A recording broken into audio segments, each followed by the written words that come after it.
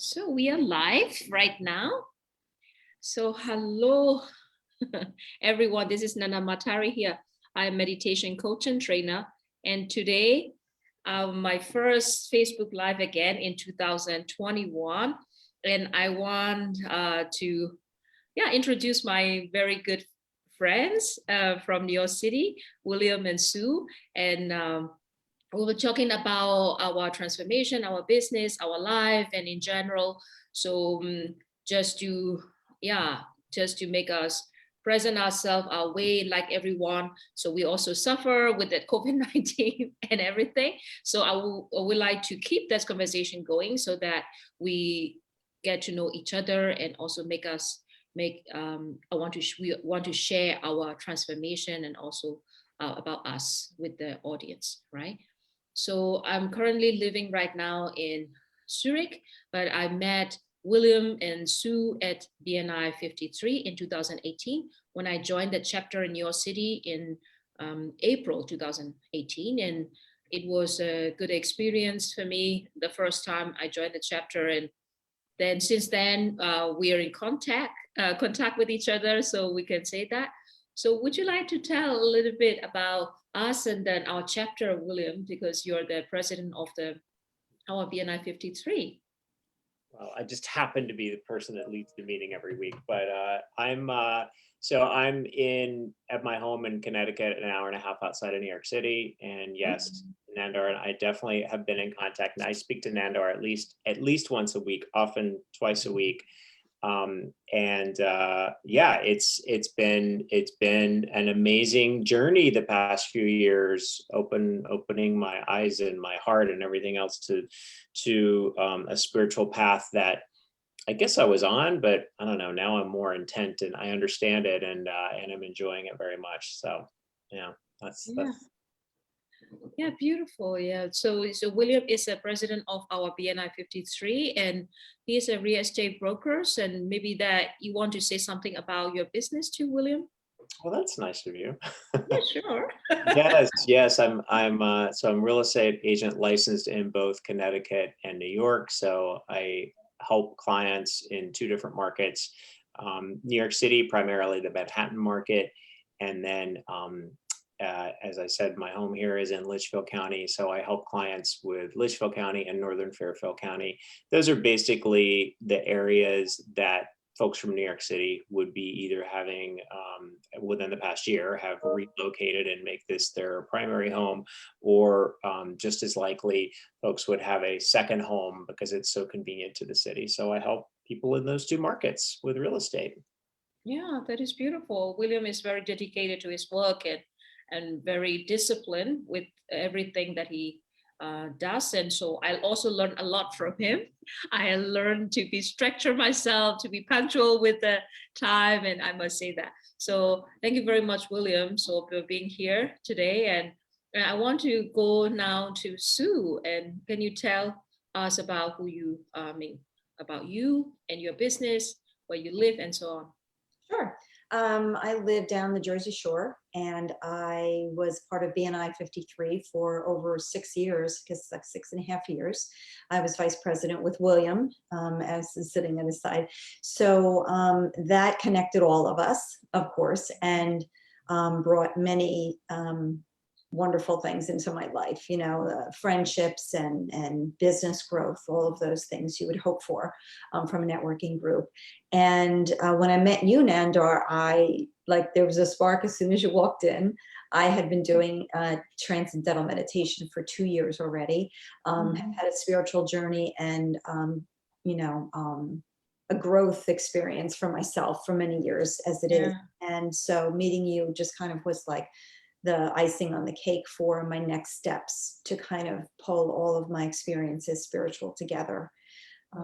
So my business is, I own a promotional products business, and that is the physical products that companies use that put their logo on. A lot of the popular items right now are for people sitting at home in this kind of setting, and that is, if you have a logo jacket or a coffee mug on your desk and pens and all the things that a lot of us have had in the office. and that we got used to, that were just kind of available. But now companies are spending a little of their marketing budget instead of on some items to give away to customers, but they are, but also to their employees, to send them, packages at home to make them feel a little more piece of the business, that they're working in their workspace at home. So that's what I do. I work closely with clients to help them pick items that are best for them and for their business. So Yeah, yeah. What I appreciate about Sue is very warm-hearted person. So you are very you give this space for everyone to listen, and you always try to help people, right, as much as you can. And so I also learned that kind of being surrender and being open to anything, the possibilities out there. That is what I feel from you from the very beginning. And so thank you very much for that energy, and also that I feel very blessed to have both of you, and there are many other people too. But I mean, our friendship is getting stronger with time, and so it is amazing. So yeah, I would like to also know the audience about, a lot of people want to know why meditation, or, how did you start it, right? A lot of people would like to know about that. And I also want to share that, my story later on. Maybe you two can start with your own, experience about how did you, I mean, before you are working with me or meditating before, you also started with many different personality development, right?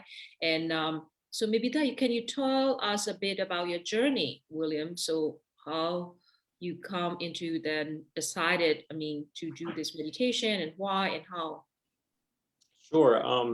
I had a goal of incorporating meditation into my life for, gosh, at least a year, probably 2 years before I actually started doing it. And the way that well, the reason why that was a goal is I had read a book called The Miracle Morning, and one of the things, or the point of that book is there are several things that a lot of successful people in the world do every single day. One of those was meditation. I was doing most of the other things, and so it was an intent. And I was also involved with a real estate coaching organization at the time, and many people telling their stories about how meditation changed their life, kept them focused on those things. So that's why it was a goal. I used apps. I just, sort of fumbled through and tried to figure out how to incorporate it, never doing it, just never able to have it stick.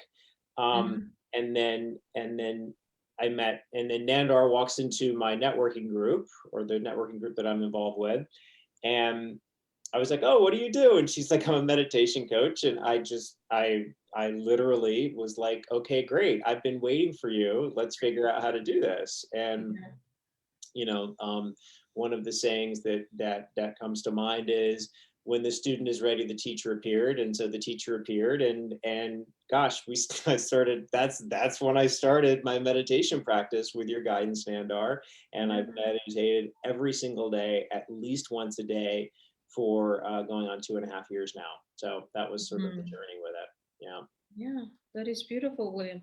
You're also very open, and you also try to test it out, the service and businesses that all the BNI people are coming in. And yeah, that is also your openness. And from the very beginning, I feel very easy to work with you. And yeah, of course, you are also very dedicated to the practice, and it makes you successful at the at whatever you do. Yeah.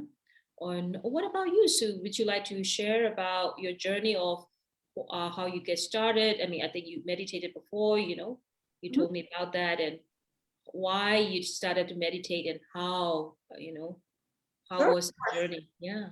sure. I just have to focus on the halo that's over your head, though. Okay.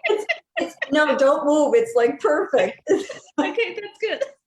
It's like there's some message in that for sure. Anyway, so yeah, I mean, mine started, I mean, I always listened to Oprah and Deepak and all these lessons about, personal growth. And I was getting trained to be a yoga teacher, and I could go back way before that, but that's where my teacher was like, "All right, start meditation." I was like, "Yeah, sure."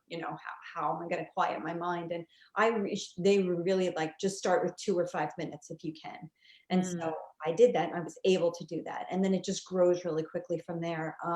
So then I was just kind of listening to guided meditations of those sort, that were kind of like canned big programs, but they worked for me.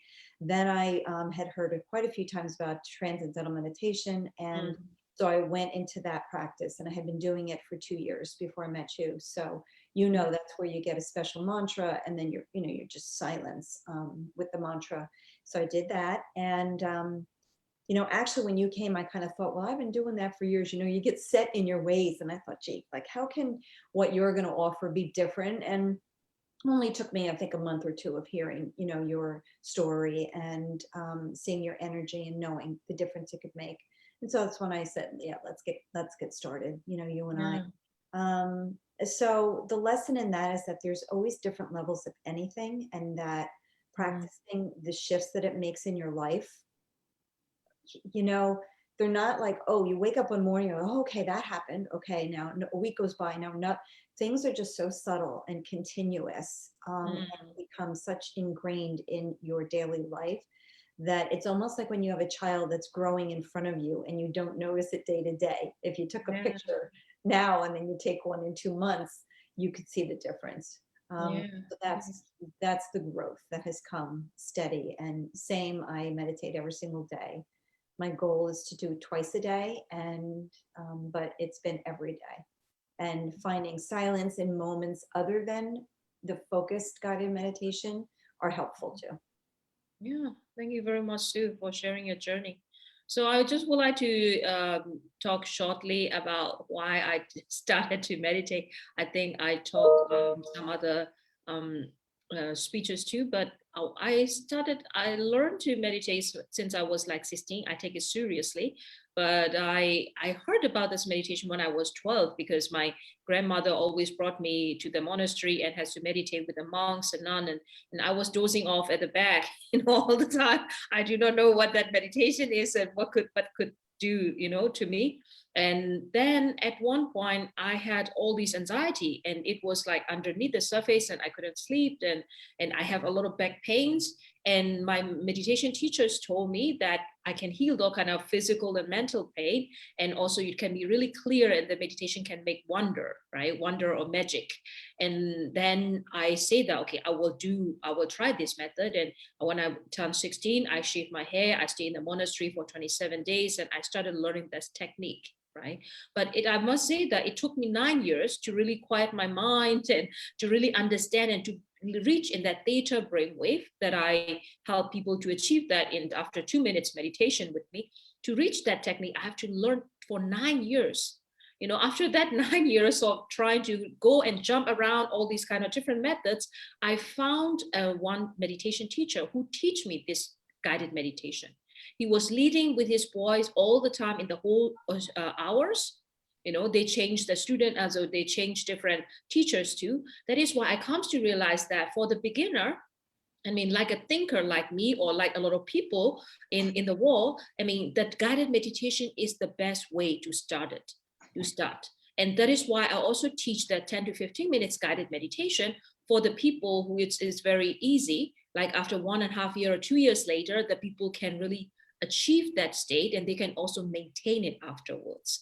That is why, I mean, according to my own experience of how I started, my struggles, and it really helped me also to create those guided meditation. And that is also what I'm teaching to people. And it makes magical experience, or this wonderful transformation that the people can have during a short period of time is wonderful. It's took me many years, actually. So thank you very much, guys, for also sharing your experience. And I know you know me, that I'm really brutally honest with everything. So I wanted to right now know about maybe, I mean, a couple of breakthroughs, maybe if you would like to learn, to share with the people, because the more we share, the more we have, right? And William, can you start with talk about whatever you can recall about your breakthroughs, or through the meditations and all these daily practices you made, or anything you want to share? Yeah, I think the first one that comes to mind is the work this is going to sound very woo-woo to people, and we love to use that term. The work that we did, Nandar, to help me visualize my inner child, and that's one of the I don't know, tools, I guess, or one of the meditations that I think that is part of your plan, right? So early on, I had a very hard time visualizing my inner child. Then I could finally visualize my inner child, and I can say now that I didn't really like my inner child so much. And so the breakthrough was sort of like really trying to feel like inside, okay, why are you judging this kid that was you? Like, I guess the breakthrough was connecting that really was me. So I sort of, there's just the through line of my life that I have sort of blind to in a way.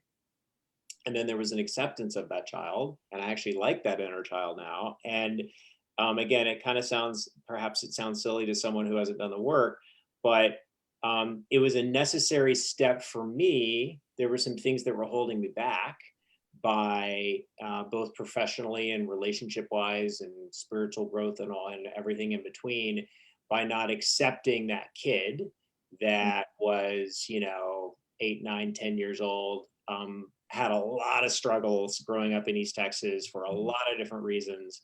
And that's one of the biggest breakthroughs that I've had in the past couple of years. I'll just add, just really open everything up here. I was in therapy, saw a psychotherapist for a few years. I think that laid the groundwork for the spiritual growth that I'm on now. And some things that we weren't able to address in therapy came up very naturally and wonderfully, and was able to resolve things within myself through the spiritual journey. So yeah, that's there's been a lot of smaller breakthroughs, but that's a bigger one for me that's really helped me enjoy life better, to be honest, right? Yeah, that is great, William. What about you, Sue? Would you like to share about your breakthroughs or the steps that you've gone through? Yeah, sure. First thing I want to mention is, as I didn't before, is that I came getting into meditation and yoga and all of those, um, m- places that I came from a very religious background, right, of Catholicism. And so when I started, it feels like you're cheating, or, you're doing something wrong, or you're going down a wrong path, just because it was so ingrained in me. But I learned quickly that everything's very similar, and it certainly all ties together. So if there's anybody listening who's thinking that, it's worth a chance, at the journey to make the shift. And it definitely, there's a lot of, we all say the same things, as far as focusing and improvement and growth and caring for others and all of those things. So that works well. So for me, the two big things are, I have a tendency to overthink, and that can be helpful at times and not in others. So I've definitely learned to recognize it. Also, the mirror that's in front of me, I find when something happens with someone I know, or that I'm dealing with, business or personal, that it kind of gives you the jolt of, wow, do I do that? Or yes, I do that. And I think that's a wonderful thing when you're in growth and you're looking to improve yourself and change, is to be open to see that, because many of us don't, right? Because it's too hard to see it. It's too hard to work on it. And the meditation has certainly brought those things to light for me. But for me, the biggest thing is physical. Nandar, I know when I came to you, it was because I had hip pain. And I'd gone to doctors and physical therapists and all of these things. And a lot of stuff helped, acupuncture, a lot of wonderful things have helped. But through my connections working with you, I've completely healed it. And it almost sounds ridiculous that you can say it's really in your brain and that you're kind of causing it yourself. And I don't want to just say, oh, I sat here going, gee, I want to be in pain. And there's a lot of things behind it that you don't understand, and work that we can do for and on ourselves. But that, after 8 years of being uncomfortable, it's gone. And it doesn't mean it goes for, it flares up a little, but I work kind of with my brain body connection, and I can quiet it down immediately. So being able to say that is huge. And my gratitude's forever for that. Yeah, thank you so much, Sue. for sharing that. So I have also had a lot of breakthroughs with meditation myself, and it was like I was a very worrisome person, and now I'm joyful most of the time for nothing. And it is a huge jump for me. And of course, I can make decisions very quickly, and I can move fast, and I also achieve a lot of beautiful things in my life through practicing meditation, right? And yeah, I mean, thank you very much, both of you. And maybe that you wanted to say something about your experience, where how these practices help you, and when the COVID-19 hit, and maybe shortly about it. And I mean, maybe we can start with you, William. And so, how this practice, your inner stability, helped you to go through that difficult time, COVID-19, and right now 2021 already. And how was that for you? Yeah, a couple of things. I think because of the work that I'd done, I was coming from a place where I was very grounded, and I did have some fear. I had some fears that came up at the beginning, as I think almost everyone did, because there were so many unknowns. If we go back to about a year ago, I was able to move past those pretty quickly, and actually I sort of went into, okay, what do I really want to do? Because my life got very quiet. My business got very quiet. Because we were staying inside, with just, I was just with immediate family. The I almost used it as a retreat. Nandar, you and I talked about this. Yeah. I was coming this time a year ago. I was in Africa. I was fortunate enough to take a 2-week trip in Africa. It really affected me in my soul and my heart. And I came back, and then, as you said, Nandar, the universe gave me some quiet time to figure some things out. So if I didn't have that spiritual the foundation and the grounding of it, I wouldn't have been able to figure some things about my business. I basically restructured my business. I moved to the current home that I'm in, left New York City full time, and I'm here now. And if I look back at last year, I made some really big changes that felt really good. And Nandar, you said it, you're able to make decisions quickly. My intuition has become very keen, and I know when it's talking to me and when the right moves are. And then the great thing is, once you're reinforced, those decisions are reinforced, the universe immediately gives you little hints. Yes, you're headed in the right direction. You get reinforcement right away when you make big decisions. So that's what comes up for me when I think about my reaction to COVID. Hey, every day wasn't great. I had anxiety about finances and all sorts of things. But I will look back. I have no doubt I will look back at this time of my life. First of all, I think I'm gonna miss how quiet it was, and that I had the chance to do that. That was a real treat. Talk about putting a positive spin on something. But I think this I'll look back at this in life, and this was a very transformational year for me. And I couldn't have done it without the meditation practice and you, and I'm grateful to you for that, Nandar. Okay, thank you, William. Well, how about you, Sue? Would you like to share anything about your experience, how it could go through? And Sure. I mean, I definitely felt like I was grounded, right? All the work I had done with you had me set up to be prepared for something like this, as much as you didn't want it. But the transition really was about, controlling my thoughts during the process, right? Like realizing that I had everything I need, right? I have everything I need, maybe not what we want or what we're used to, but that for me, I was lucky and blessed to be safe in a home, and I could feed myself, and my family was healthy. So after that, it was, I was grateful as well to have my work. I had always worked from home and managed my business that way. So I just kept going and tried to figure a way to connect with customers. And that helped ground me too, to just call people who maybe we only ever emailed, and to reach out and say, how are you doing? And to outwardly think of others as well, and make the connections. It gave me the time to actually sit and do my first video, that I put out there for marketing. We all have our own comfort levels. And so there were things that were kind of forced upon me that I knew that needed to be done. And I think a lot of us have found that it gave us some time to do those things, and that there's a lot of shifts that needed to be made.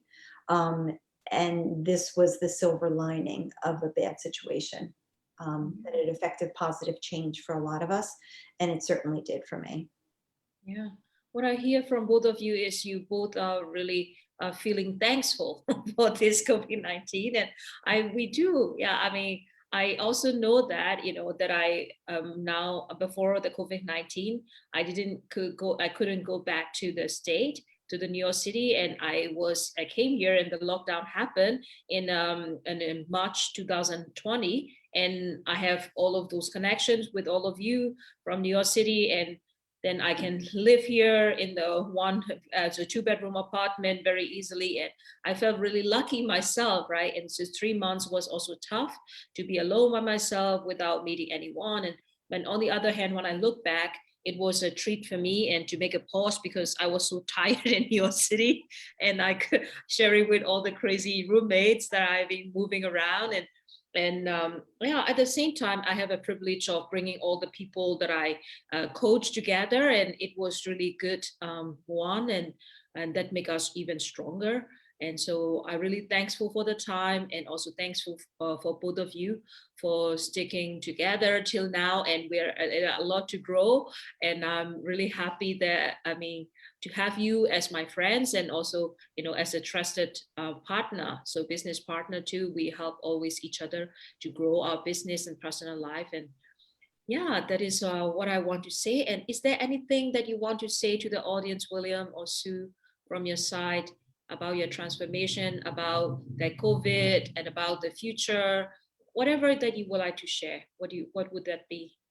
I want to say one thing. I was as I started the practice and was sort of, especially those early days of meditating, I think the thing that allowed me to get into the practice so quickly is I didn't judge what was happening when I was trying to meditate. So thoughts come into your head. That's totally normal. That doesn't mean you're doing it wrong. You just have to continue practicing, and the more that you practice, the more that you can, those thoughts will always come in your head. You just acknowledge them and you let them go, and it's a practice, and it's a day-to-day practice. I've spoken with people who say, I can't meditate, I just can't clear my mind. And I'm like, well, I can't either. That you're like, stop judging yourself, just do it, just sit down and do it. And so I think for those that are either skeptics, or more importantly, for those that are open to it, but think they're doing it the wrong way, you're not doing it the wrong way. Yeah, beautiful, William. Thank you. That's What about you, Sue? Yeah, I say exactly the same thing. And that, the revelations that come and the surprises that come, sticking with it, you can't imagine, right? There's shifts that happen. They're very subtle and yet very powerful. And the time spent is worth it. I always say, if anybody thinks you don't have 20 minutes a day, just try to track the amount of time you spend on your cell phone, just checking, any kind of media. So it's worth it. And everyone decides the best time to do it for them, the day. For me, waking up first thing in the morning, I know for William too, you get up, you get it done, and it really sets the stage for your day. But everyone's different, but the time is well spent. Yeah, thank you very much, Sue. And thank you, William, for having this conversation with us, with me today. And yeah, stay tuned, and we'll keep on talking every Tuesday with different friends and about the meditation. And also there are people who knows me without taking the meditation class with me. So I will bring them also to my live show on every Tuesday at 10 a.m. EST. So with that, I want to say goodbye to everyone. And if I want to say, it's ended with this slogan is meditate and change your life, right? And but at the same time, if you want to change the world, the first thing is we have to change ourselves, and so that we can change our world too. Okay, take care, everyone, and see you next time. Thank you. Bye-bye. Bye. Thank you, guys.